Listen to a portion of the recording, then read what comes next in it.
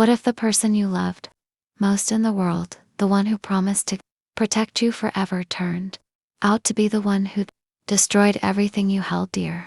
What if, after years of pain and silence, you rose from the ashes, not with violence, but with a revenge so perfect it shattered his world without you lifting a finger? Stay with me till the end, because this true story of betrayal, heartbreak, and quiet triumph will leave you speechless.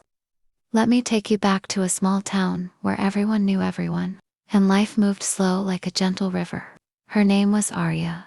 She was the kind of woman who lit up any room she walked into. Warm smile, kind heart, always putting others first.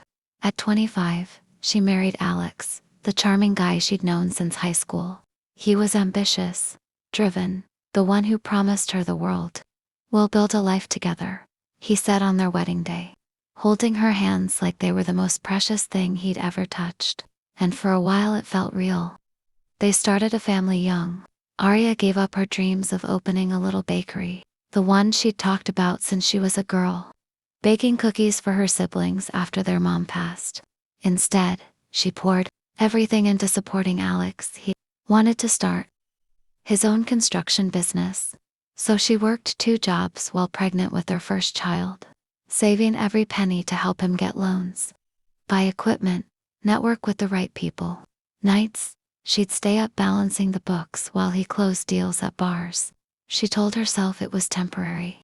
"Once the business takes off," he'd say, kissing her forehead, "you'll never have to worry again."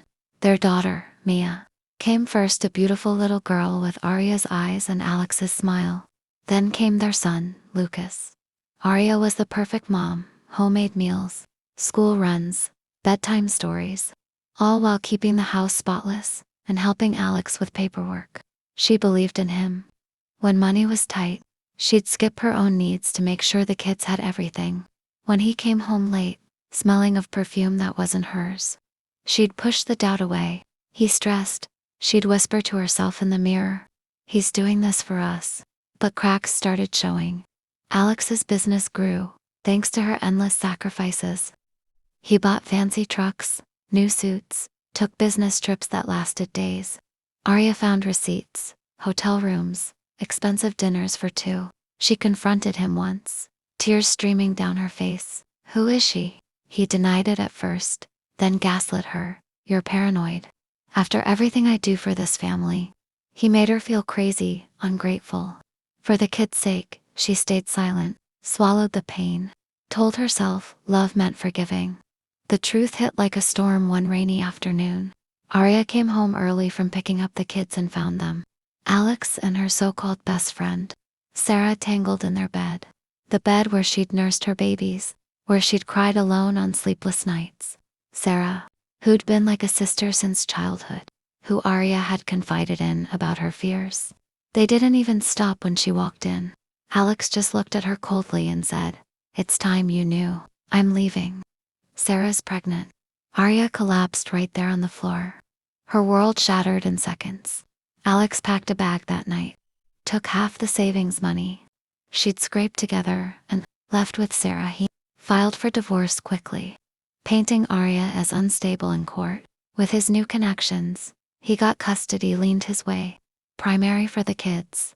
Because his business was thriving, Aria got the old house, mounting bills, and weekends with Mia and Lucas. The judge barely looked at her. Evidence of his affairs.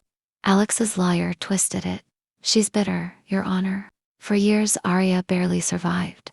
Depression swallowed her. She lost weight, couldn't sleep, cried in the shower so the kids wouldn't hear. Friends drifted away.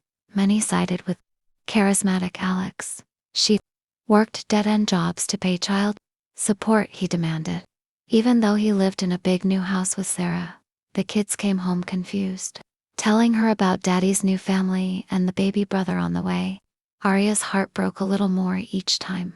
She felt buried alive, dreams gone, trust destroyed, alone. But something shifted one day. Mia, then 10, came home crying. "Daddy says you're jealous and that's why you don't have nice things." That was the spark. Aria looked in the mirror and didn't recognize the broken woman staring back. No more. she whispered. Not violent revenge, she wasn't that person. But she decided the best way to hurt him was to heal herself, to rise so high he couldn't ignore it. She started small, enrolled in night classes for business management, using food stamps and loans, baked in her tiny kitchen after work, selling cookies at local markets. Remember that bakery dream? She nurtured it quietly, saved every extra dollar. Even when Alex mocked her in court for wasting time, she ignored him, focused on the kids during visits, being the steady, loving parent he never was. Years passed. Aria's little side hustle grew. Her baked goods became famous in town, unique recipes from her mom's old book, made with love. She opened a small shop with a loan she qualified for on her own merit. Then another location. People flocked. Her story whispered around the woman who rebuilt from nothing.